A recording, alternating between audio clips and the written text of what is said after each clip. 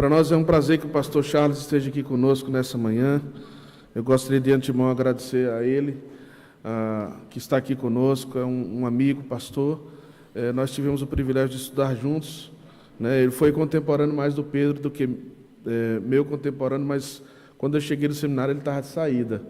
E ele está pastoreando a igreja ali em Denver, no estado de Connecticut, bem próximo da gente aqui, onde o pastor Juliano, que foi pastor nessa igreja aqui também, ele está substituindo o Juliano e tem feito um trabalho maravilhoso ali naquela região, e nós queremos agradecer ele que está conosco aqui, é um grande músico, né? Ele e a sua esposa cantam muito bem, a Lídia está aqui também, com seus filhos, e ele vai apresentar melhor, e obrigado, pastor, por estar aqui conosco, e seja bem-vindo, que Deus use você grandemente aqui pregar a palavra. Tá?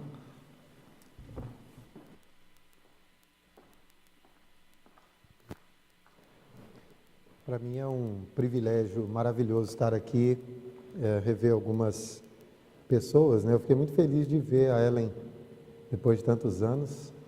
Eu conheci a Ellen Márcia lá em Patinga, na região de Juiz de Fora, né? Nós éramos do mesmo sínodo lá, se não me engano era o mesmo sínodo, né? Em princípio, aí depois dividiu. E a família da Ellen é muito importante para mim pessoalmente, porque quando eu fiz estágio na Uzi Minas, lá na cidade de Ipatinga, eu encontrei uma família na igreja do Bom Jardim, eles me acolheram e tal, mas especialmente a família da Ellen. E quando eu tive, assim, muito doente, eu tive uma pneumonia dupla lá, e a dona Marta cuidou de mim como se eu fosse filho dela. Foi uma coisa assim que eu jamais vou esquecer, não tem como esquecer aquilo. E a minha mãe até hoje lembra disso, viu, Ellen? Ela fala assim, eu de vez em quando eu oro pela dona Marta, porque o que ela fez pelo meu filho é uma coisa assim maravilhosa, né? Ela tem assim um sentimento de gratidão muito forte, então eu estou muito feliz de estar aqui, de rever a Ellen e também de conhecer os irmãos. Ontem nós passamos momentos muito agradáveis aqui durante o Yard Sale, e é um negócio tão bacana, né? Deviam fazer isso lá no Brasil também, porque não é que a gente faz aquele comércio assim, né? Aquele lucro exorbitante. Não, a gente trabalha pra caramba e no fim você olha assim, quanto que deu? Deu X, né? Poderia ter dado 3X, né? Mas, irmãos, a comunhão entre os irmãos, aquele momento lá, a gente conversando e se conhecendo, aquilo ali não tem preço, não é verdade? Eu vou pedir para minha esposa vir aqui à frente.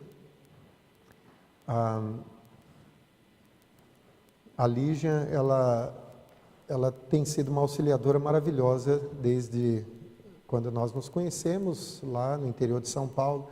Nos casamos, tivemos 3 filhos e ela tem uma voz assim maravilhosa. Eu louvo a Deus por ter me dado a esposa certa, porque eu gosto muito de cantar e eu precisava casar com alguém que cantasse também. E Deus me deu uma esposa linda e que canta muito bem. Então, louvo muito a Deus por isso. Esse aí?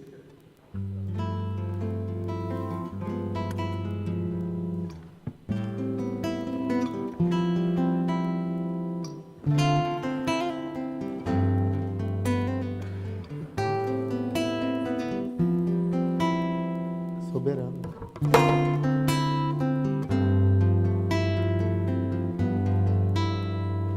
Reina o Senhor, Todo-Poderoso, a Ele o domínio, a força e o louvor.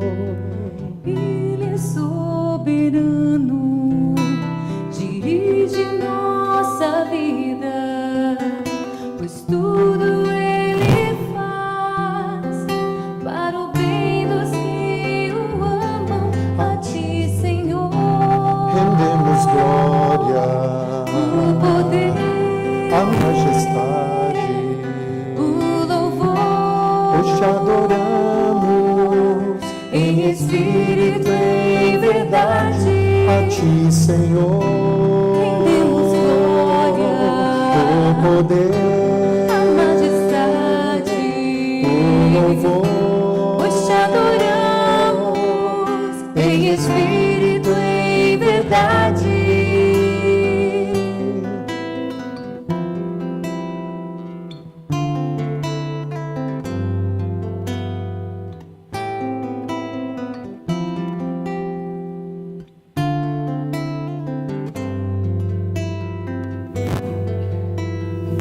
Reina o Senhor, Todo-Poderoso, a Ele o domínio, a honra e o louvor.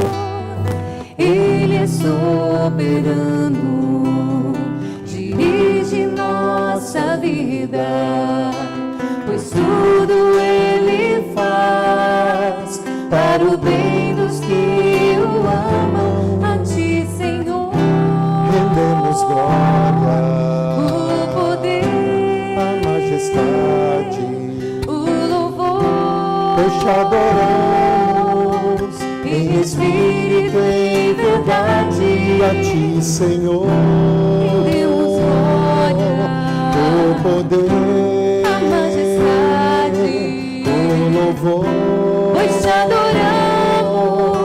em espírito e em verdade. Aleluia, reina o Senhor. Aleluia, reina o Senhor. Aleluia, reina o Senhor. Aleluia, reina o Senhor. Reina o Senhor.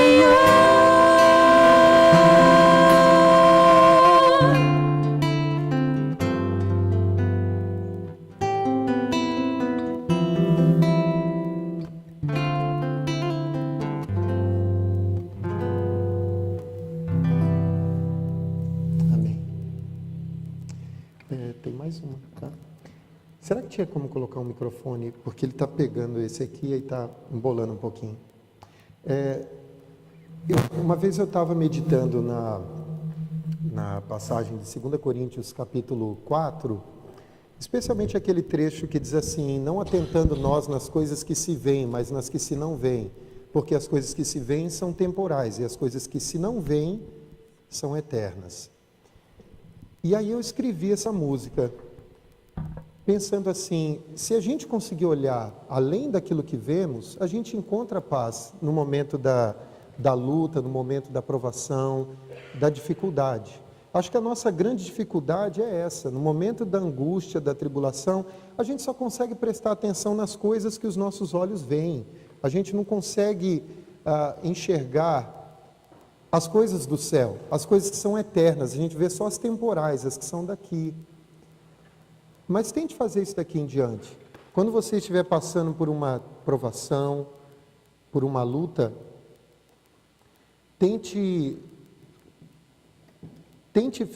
fixar o teu olhar nas coisas lá do céu, não nas coisas do agora, porque assim a gente vai encontrar a paz que a gente tanto busca, mesmo nos momentos de provação. Agora tem que aumentar o violão. Aí, joia.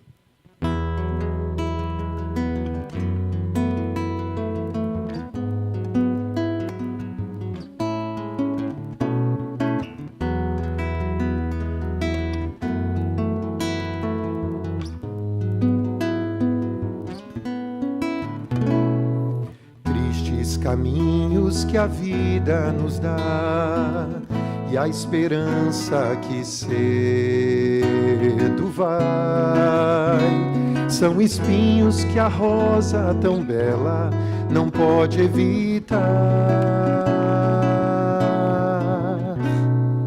Tristes momentos, cenários sem cor, e a incerteza que não se vai, são os ventos que trazem aos olhos o choro e a dor.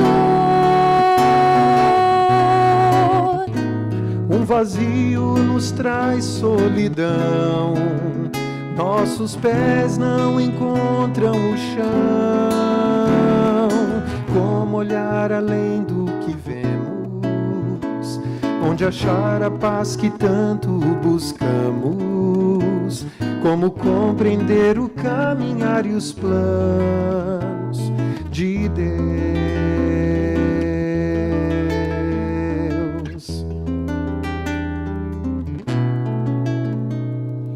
Ele é o amparo que perto está, nada o pode surpreender.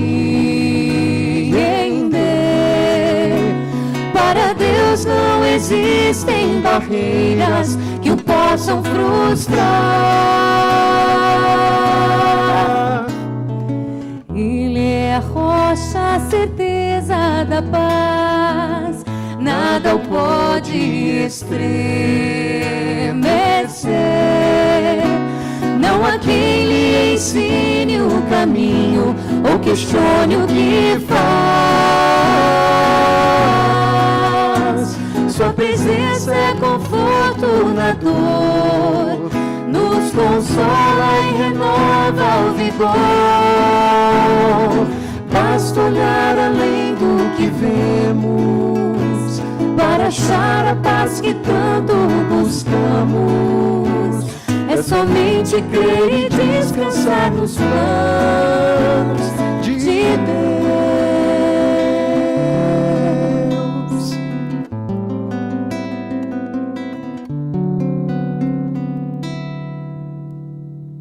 Amém. Vamos orar?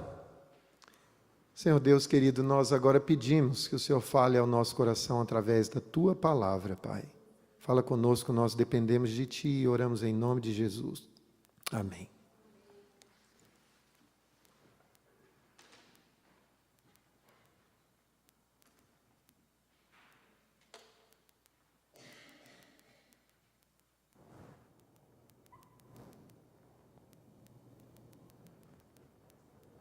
O texto de Mateus capítulo 13, versículo 44, nos traz uma parábola famosa, uma parábola conhecida do Senhor Jesus, uma das parábolas do reino.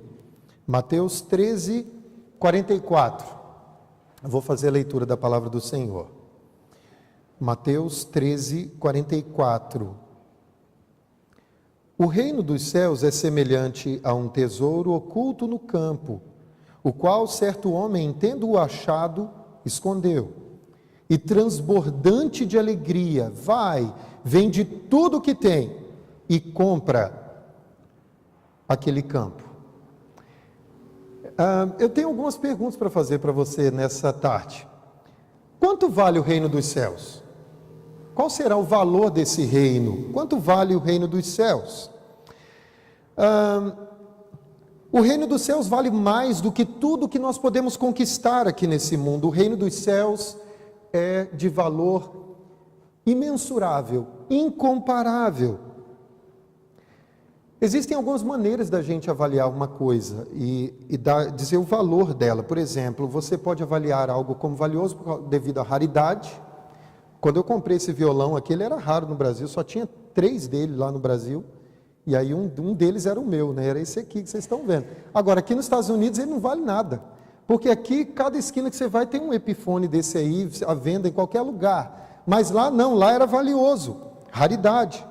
Você pode valorizar alguma coisa pela especialidade, quando é uma coisa assim muito especial, e distingue de outras coisas, também pelo valor intrínseco, que é um valor absoluto de algum bem, de alguma coisa. Por exemplo, um diamante muitas vezes é valorizado pelos quilates, pelo peso que ele tem, e aí é o que a gente chama de valor absoluto. Você pode também atribuir um valor sentimental. Esse violão para mim vale muito. Eu acho que eu não venderia ele aqui nessa igreja por $100, mas para mim ele vale uns $1.000, porque ele está comigo há 20 anos, esse violão. Então ele tem um valor sentimental para mim. Tem umas coisinhas assim, uns badulaques assim, que a gente não consegue se livrar deles, não é verdade? Aqui nos Estados Unidos tem basement, tem storage para todo lado. Por quê? Porque o povo de vez em quando tem dificuldade de se livrar de algumas quinquilharias, né? A gente, por exemplo, tem um aviãozinho lá em casa que tem uma história. Você olha aquele aviãozinho e você fala, que troço feio. Que avião feio da moléstia, você vai dizer. Mas a questão é que aquele aviãozinho tem umas rodonas grandes de plástico, assim, um monte de fita isolante preta, assim, enrolada nele. Ele tem uma hélicezinha que era de um brinquedinho que era R$1 lá no Brasil, aí vinha uma hélicezinha, assim, num pirulito, um negócio assim. Ele tem aquela hélicezinha na frente, é uma gambiarra aquele aviãozinho. Mas ele tem um valor sentimental muito grande, a gente não consegue se desfazer dele. E ele veio do Brasil para os Estados Unidos. Está lá em casa, o avião. Por que eu não consigo me desfazer daquele avião? Porque ele tem um valor sentimental para mim. Eu fiz aquele avião junto com o meu filho. Quando ele era pequenininho, ele tinha que fazer um trabalhinho lá para a escola, lá no Mackenzie, quando ele estudava lá. E nós juntos fizemos aquele avião. Ele tem uma história ali, valor sentimental. E você pode também identificar algo valioso para você apenas respondendo a seguinte pergunta: onde está o teu coração? Em que você emprega o teu orçamento? O que te traz prazer? Com que você gasta o seu tempo? Essas coisas vão demonstrar aquilo que é valioso para você. Jesus afirmou em Mateus 6:21, porque onde está o teu tesouro, aí estará também o teu coração. Onde está o teu coração? Pode ser que o teu coração esteja numa casa, pode ser que o teu coração esteja num carro, pode ser que o teu coração esteja num anel de brilhantes, pode ser que o teu coração esteja numa pessoa, num ídolo do rock, ou num ídolo, sei lá, do pop, ou qualquer coisa assim, no time de futebol. Onde está o teu coração? De repente o teu coração está num green card, de repente o teu coração está num artista, num estilo de vida. Namorado, a namorada, os filhos, o marido ou a esposa. O nosso coração tem que estar nas coisas de Deus, meus irmãos, porque o reino de Deus vale muito mais do que tudo. É isso que Jesus está ensinando aqui. Jesus então desafiou os seus ouvintes com essa série de parábolas nas quais ele manifesta o caráter do reino dos céus. Este reino dos céus pode ser definido como o domínio absoluto do Senhor sobre todo o universo. O Gerhard von Groningen, naquele livro Revelação Messiânica no Antigo Testamento, ele define o reino dos céus como tudo aquilo que está nos limites da sua criação. Quando Deus criou o universo, ele estava estabelecendo os limites do seu domínio. Esse é o reino dos céus. Tudo aquilo que está debaixo do domínio do Senhor. Então Deus exerce o domínio sobre todo o universo. E a história da humanidade é, na verdade, o registro da providência de Deus, o registro do governo de Deus, do domínio dele sobre toda a humanidade, sobre todo o universo. Nada acontece fora do governo de Deus, nada. E Jesus disse que nem um pardal cai sem o consentimento, sem a aprovação do Senhor. Ele controla todas as coisas nos mínimos detalhes. O reino dos céus então engloba tudo. Inclui até mesmo o reino parasita de Satanás. Não imagine que o reino dos céus é uma coisa boa e o reino de Satanás é um outro reino paralelo cujos reinos ficam medindo forças. Não pense assim. Essa visão é uma visão maniqueísta que coloca Deus como um dualismo. Tem um Deus bom que é da justiça e um Deus mau que é Satanás, e os dois ficam batendo queda de braço. Gente, Deus não bate queda de braço com ninguém, não.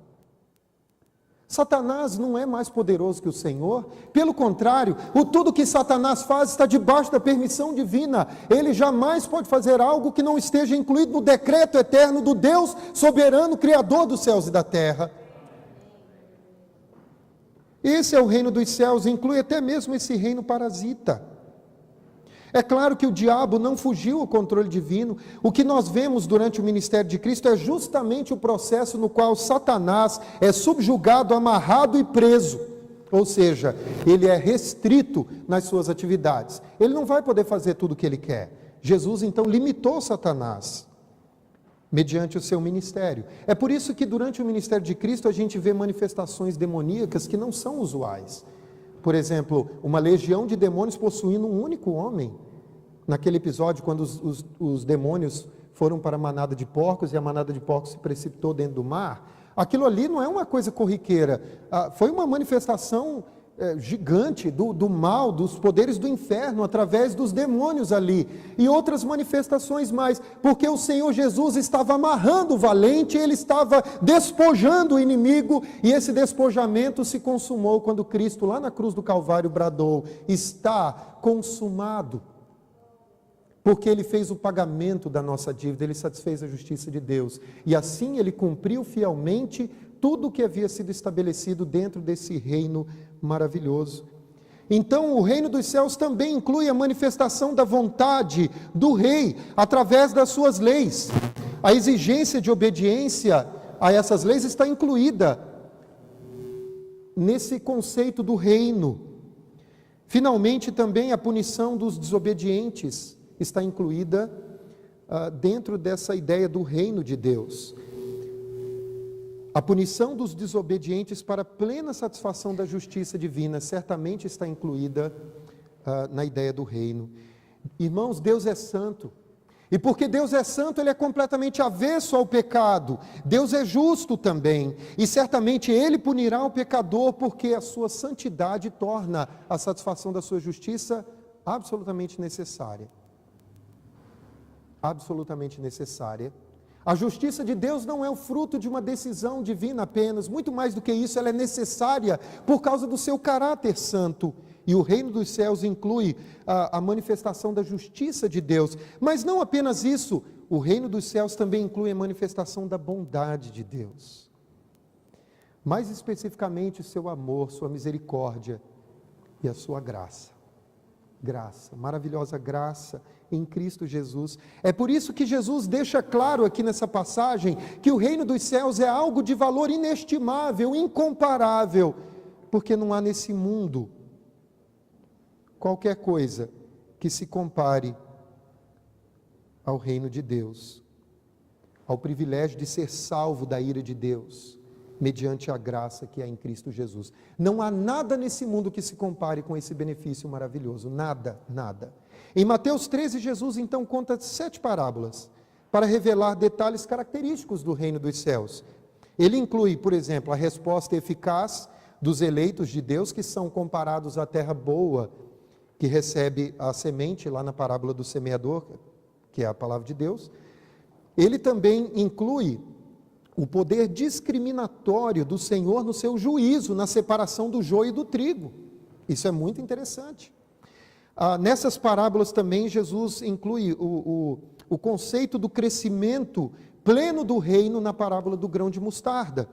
Ele também inclui o alcance pleno dos propósitos do reino na parábola do fermento e o valor incomparável do reino nas parábolas do tesouro escondido e da pérola valiosa. Vamos ver então agora o que o Senhor Jesus ensinou aos seus discípulos através da parábola do tesouro escondido. A primeira coisa que nós podemos perceber aqui nessa parábola é a natureza oculta do reino dos céus. A natureza oculta do reino dos céus, a primeira coisa. Veja bem, nessa parábola nós podemos ver que Jesus compara o reino dos céus a um tesouro oculto no campo. Quer dizer, algo extremamente valioso e que estava escondido. É a primeira coisa que Jesus mostra. E de fato, quando a gente olha para outras passagens da Escritura, a gente vê que o reino dos céus tem esse caráter mesmo de alguma coisa oculta aos homens, escondida.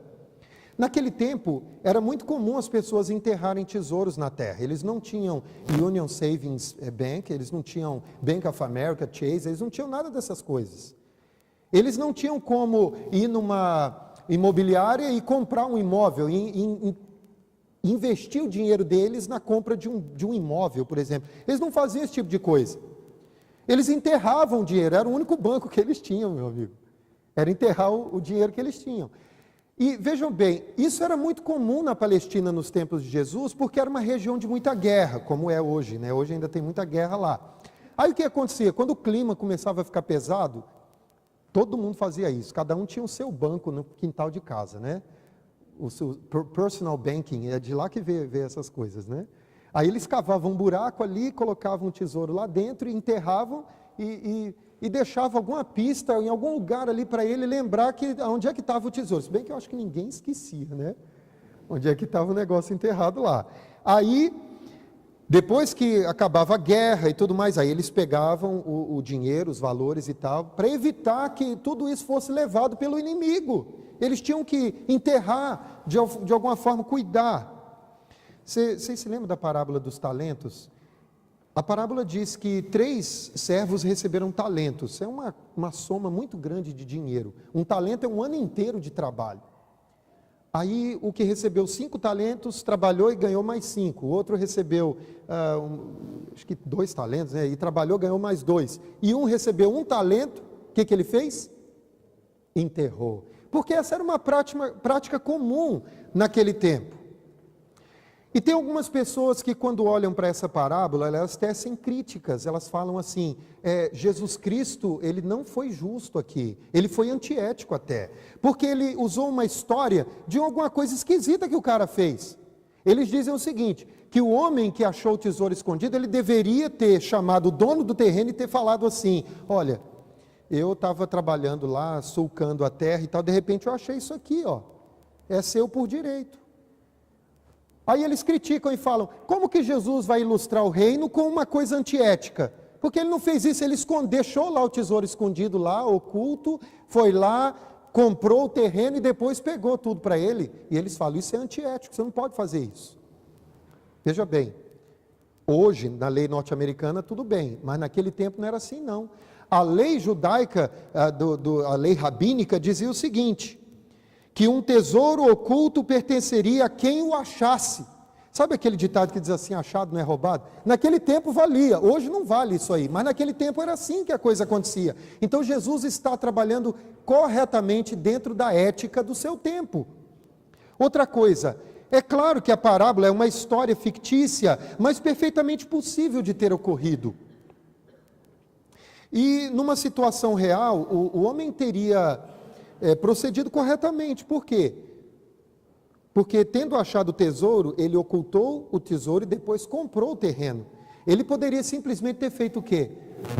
Pegado o tesouro e colocado em outro lugar, coloque dentro da casa dele. Mas ele não fez isso. Então ele agiu corretamente. Ele ocultou aquele tesouro, comprou o terreno para enfim tomar posse daquele tesouro que seria seu por direito, uma vez que ele o havia encontrado.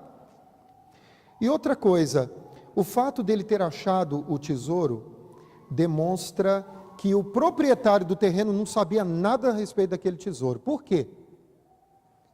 Porque, obviamente, se ele chegasse falando assim, olha, eu tenho aqui um dinheiro aqui para comprar aquele seu terreno, o cara fala, não, de jeito nenhum que eu não vou vender aquele terreno. Mas não, ele vendeu tranquilamente, ele nem sabia, não fazia ideia daquele tesouro. Então estava tudo certo, foi tudo justo. O dono falou, vale tanto, e o cara que estava comprando pagou o que valia, acabou a história. Não existe nada absolutamente de antiético naquilo que Jesus fez. Mas observe a natureza oculta do reino dos céus. Não apenas aqui nessa passagem, a Bíblia mostra em outros lugares que o reino dos céus ele é oculto de fato aos homens. Paulo, por exemplo, quando ele escreveu aos Efésios, lá em Efésios no capítulo 3, ele fala sobre esse caráter misterioso do reino. Ele diz assim, no versículo 3, Efésios 3:3, pois segundo uma revelação me foi dado conhecer o mistério, conforme escrevi há pouco, resumidamente, pelo que quando ledes podeis compreender o meu discernimento do mistério de Cristo. Olha aqui o fator oculto, misterioso, envolvendo o Evangelho, o qual em outras gerações não foi dado a conhecer aos filhos dos homens, como agora foi revelado aos seus santos apóstolos e profetas no Espírito, a saber, que os gentios são co-herdeiros, membros do mesmo corpo e coparticipantes da promessa em Cristo Jesus por meio do Evangelho. Isso aqui é uma questão específica do reino, que estava oculta aos homens. Então Paulo fala, do qual fui constituído ministro conforme o dom da graça de Deus, a mim concedida segundo a força operante do seu poder. A mim, o menor de todos os santos, me foi dada esta graça de pregar aos gentios o evangelho das insondáveis riquezas de Cristo. É o tesouro escondido. A mim, o menor, ele falou, já li isso, o versículo 9 diz, e manifestar qual seja a dispensação do mistério, desde os séculos, oculto em Deus, que criou todas as coisas, para que pela igreja a multiforme sabedoria de Deus se torne conhecida agora dos principados e potestades nos lugares celestiais, segundo o eterno propósito que estabeleceu em Cristo Jesus, nosso Senhor. Mateus 11, de 25 a 27, também mostra esse fator oculto do reino. Diz assim: por aquele tempo exclamou Jesus: graças te dou, ó Pai, Senhor do céu e da terra, porque ocultaste essas coisas aos sábios e instruídos e as revelaste aos pequeninos. Sim, ó Pai, porque assim foi do teu agrado. Tudo me foi entregue por meu Pai. Ninguém conhece o Filho senão o Pai, e ninguém conhece o Pai senão o Filho, e aquele a quem o Filho quiser revelar. O que Jesus está dizendo aqui é o seguinte, é que existe o tesouro escondido, que é o reino dos céus. E Jesus tem um mapa. O que acontece é que Jesus dá o mapa do tesouro para quem Ele quer. Isso é uma questão de soberania do Senhor. Não é todo mundo que vai ter acesso a esse tesouro. Tem gente que nasce, cresce e morre sem saber que existe esse tesouro. Mesmo aqui nos Estados Unidos, onde a palavra de Deus é pregada abertamente. Nem todo mundo vai ter acesso a isso, porque isso está escondido na soberania de Deus. Mas o fato é que o Senhor Deus também não mantém isso escondido para todo sempre. Ele revela aqueles que são seus. Ele revela esse tesouro para os que são seus. Mas esse tesouro, ele é oculto. E tanto era oculto nos dias de Jesus que ele contava parábolas para falar acerca desse reino. Jesus não falava as coisas assim escancaradamente, a não ser em alguns poucos casos. Como com a mulher de Samaria, ele falou: eu sou o Messias. Ele falou claramente quem ele era. Lá perante o Sinédrio, perguntaram para ele: você é o Messias? E ele falou: eu sou, e vocês verão o Filho do Homem vindo com as nuvens no céu. E aí ele começou a apanhar. Mas, via de regra, Jesus mantinha o reino oculto, ele revelava apenas aos pequeninos, aqueles que estavam perto dele. Por isso ele falava por parábolas, ele falava através de uma linguagem misteriosa, para que apenas os seus discípulos e reais seguidores entendessem o que ele dizia. Ainda hoje é assim. Quanto mais os homens investigam, escarafuncham os mistérios da natureza e do universo, se não usarem as lentes da palavra de Deus, jamais eles conhecerão a verdade. Jamais. É somente através da palavra de Deus que nós conhecemos a verdade.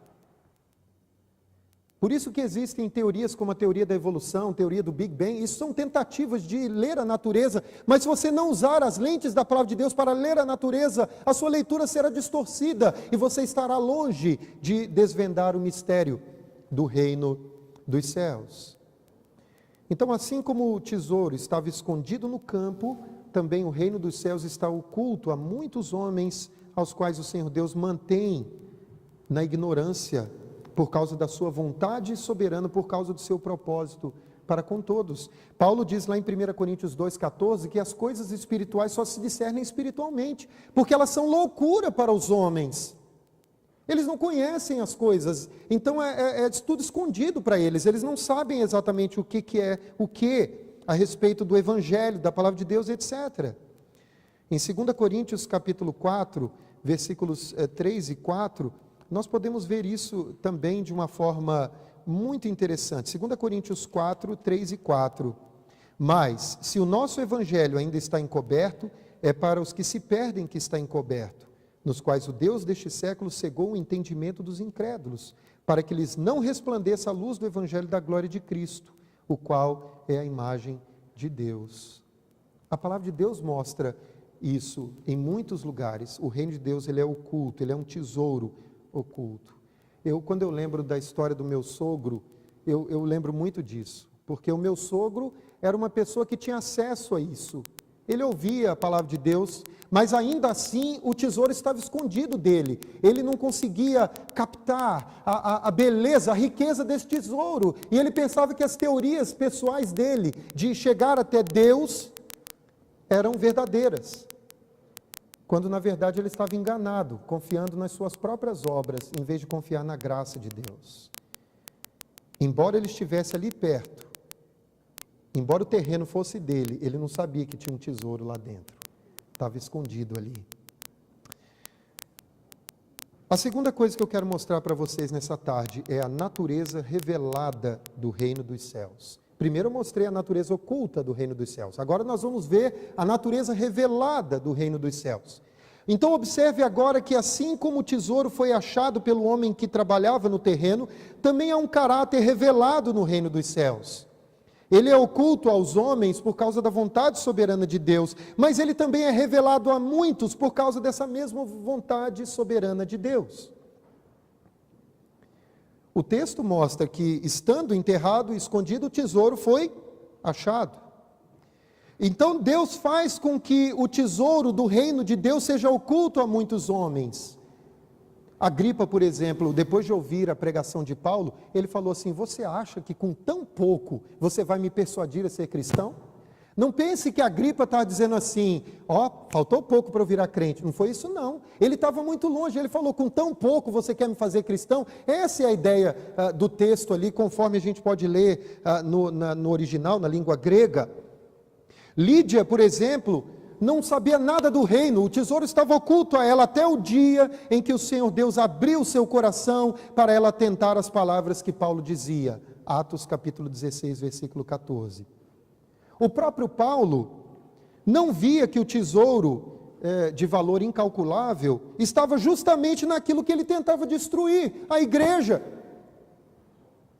Depois, escrevendo aos Coríntios, ele afirmou lá em 2 Coríntios capítulo 4, versículo 7, temos este tesouro em vasos de barro. Ou seja, nós somos os vasos de barro e nós carregamos um tesouro. Nós somos frágeis, mas o tesouro está em nós, que é o Evangelho de Cristo que está em nós, e agora nós temos que espalhar essa riqueza, compartilhar ela com as pessoas, mediante a pregação do Evangelho. Uma vez um cara,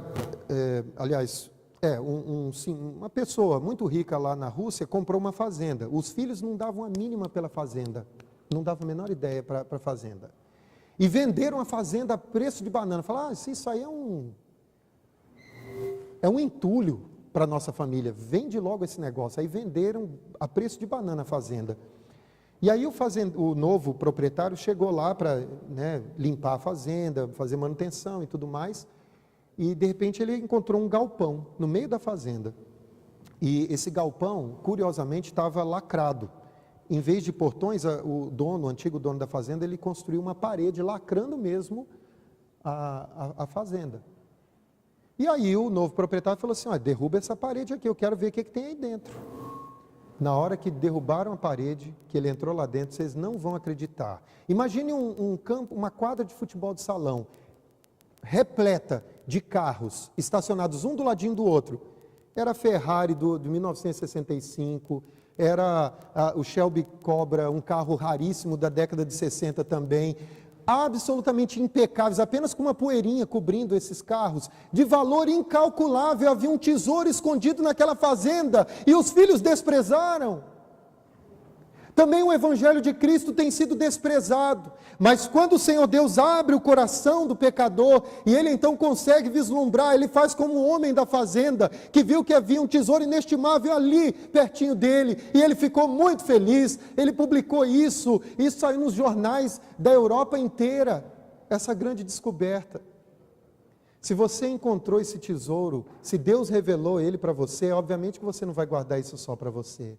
Você vai querer contar para todo mundo o que aconteceu. Você vai ficar cheio de alegria, de alegria. Certamente aqueles que acham um tesouro valioso se alegram muito.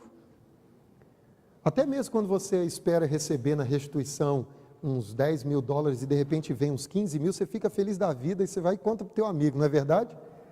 Não é verdade? A gente é assim. O Evangelho do Reino também, ele vai produzir uma alegria inexprimível naquele que o recebe.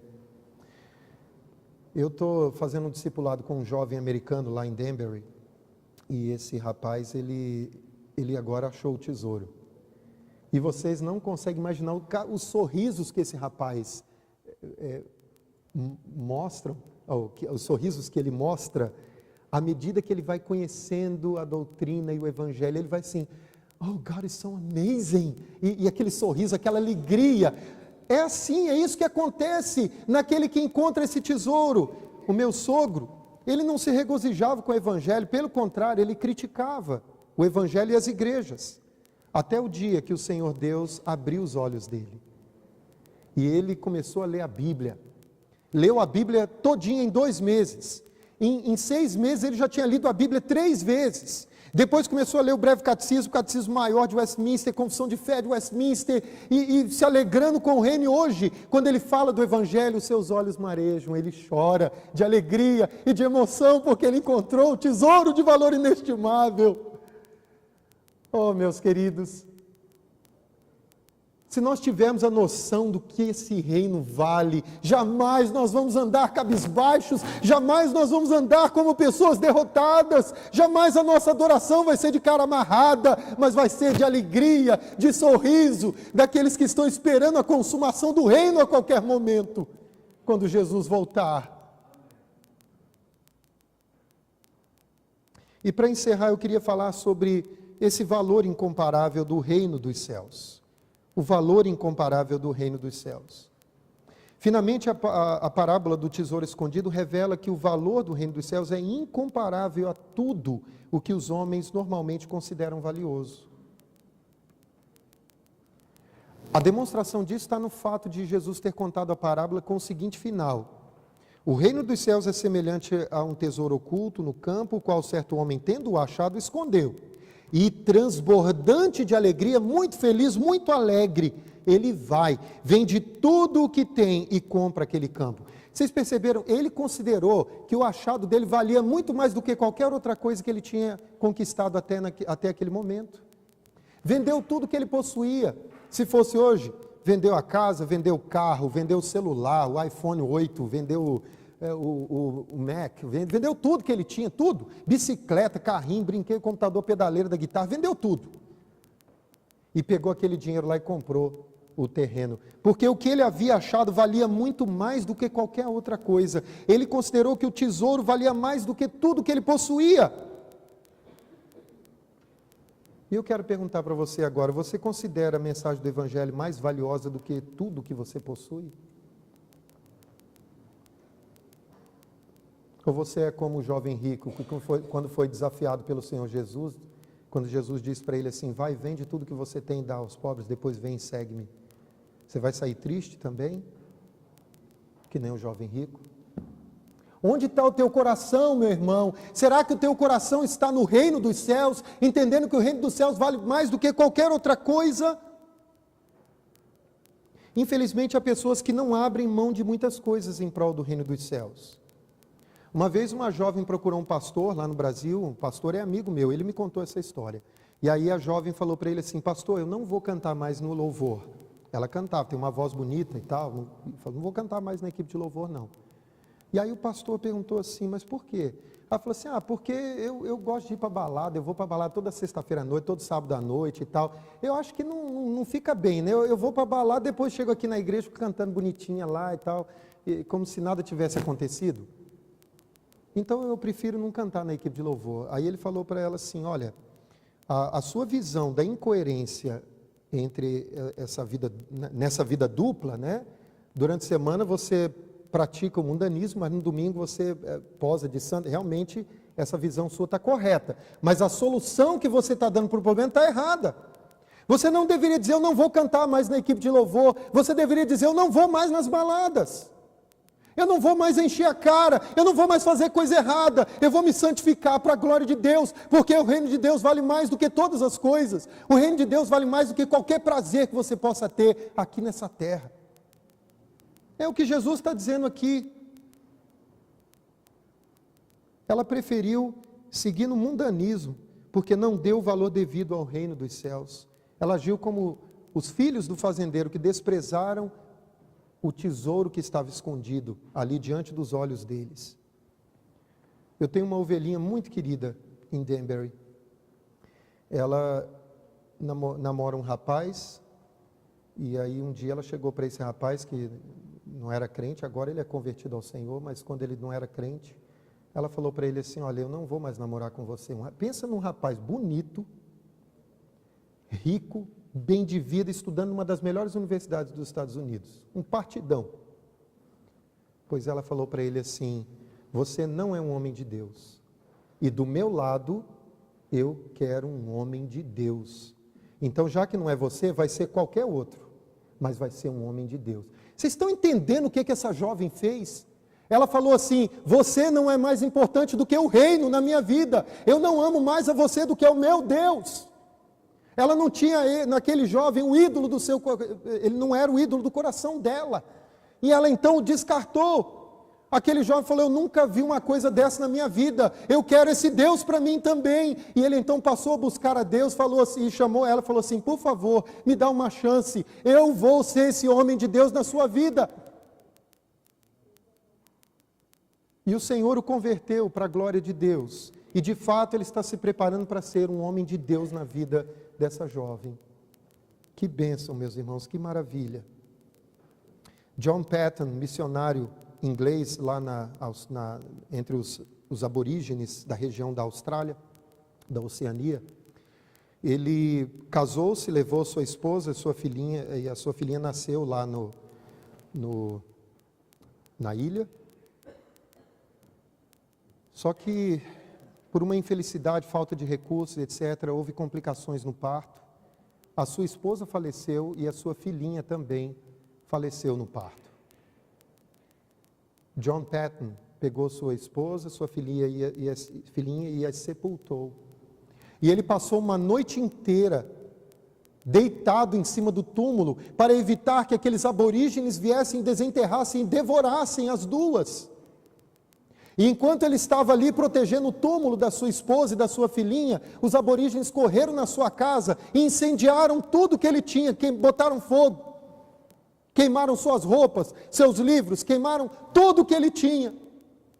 E depois voltaram aos brados de guerra, porque eles iriam então matar John Paton. Até então, já tinha passado o tempo que, segundo o ritual, eles deveriam devorar as duas. Então John Paton entendeu que eles não mexeriam mais com elas. E ele então foi e subiu numa árvore muito alta. E ele ficou quietinho lá em cima. E lá de cima, ele podia ver a fumaça da casa dele. Ele entendeu que tinham queimado as coisas dele. E ele via os aborígenes correndo para lá e para cá, tentando achá-lo para o matar. E o que vocês pensam que John Paton estavam fazendo lá em cima da árvore? Ele estava dizendo: olha que vida minha. Puxa vida, deixei o meu país para vir pregar o evangelho aqui. Olha o que aconteceu, perdi minha esposa, perdi minha filha, e agora perdi minha casa, perdi tudo. Que vida é essa? Não, meus irmãos, ele estava louvando a Deus em oração, ele estava agradecendo ao Senhor pela graça de Deus em Cristo Jesus que o havia alcançado. Ele não tinha nada mais aqui nesse mundo, mas ele tinha um tesouro que estava escondido, mas que foi revelado a ele. Ele tinha o reino dos céus e isso para ele era tudo. Então viva como John Paton. Faça como aquela jovem que mostrou que ama mais a Deus até do que o próprio namorado. Tenha o reino de Deus como algo mais valioso na sua vida. Se dispõe a abrir mão de todas as coisas, a fim de tomar posse da herança do reino dos céus. O meu bisavô, vou encerrar contando apenas essa última história. Meu bisavô, Osório Amorim, ele não conhecia, ele não sabia nada do tesouro, estava escondido para ele. Até que uma das filhas dele falou para ele assim: papai, eu ouvi dizer que tem um rapaz aí que passando de carroça aí, que ele vende um livro da capa preta, que fala sobre gafanhotos com dente de leão. Aí ele: uau, compra esse livro aí para mim, tá doido. Aí ela foi atrás do comportor e comprou, era a Bíblia. E aí ninguém sabia ler, não tinha energia elétrica lá, né, na zona da mata de Minas Gerais, ali na região de Palma, Cisneiros, aquela região ali. E aí o meu bisavô pediu para o meu avô fazer a leitura, que era o único que sabia ler, era o vovô Joviano. Aí o meu avô toda noite lia 1 hora, fazia uma leitura assim de 1 hora da Bíblia. Começou em Gênesis e foi lendo, e foi lendo, e foi lendo, e foi lendo. Aquilo parecia uma pá cavando um lugar onde o tesouro estava escondido. Depois de alguns dias, leram um texto que fala assim: não farás para ti imagem de escultura. Imediatamente o vovô Osório falou: tira essas imagens todas daqui. Quebraram tudo, tiraram tudo de lá. Nós vamos fazer o que esse livro está dizendo.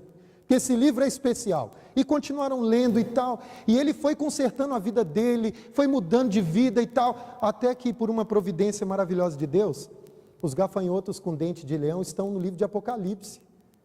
Então isso significa que eles tiveram que ler a Bíblia todinha para enfim chegar onde ele queria, no trecho que falava dos gafanhotos com dente de leão.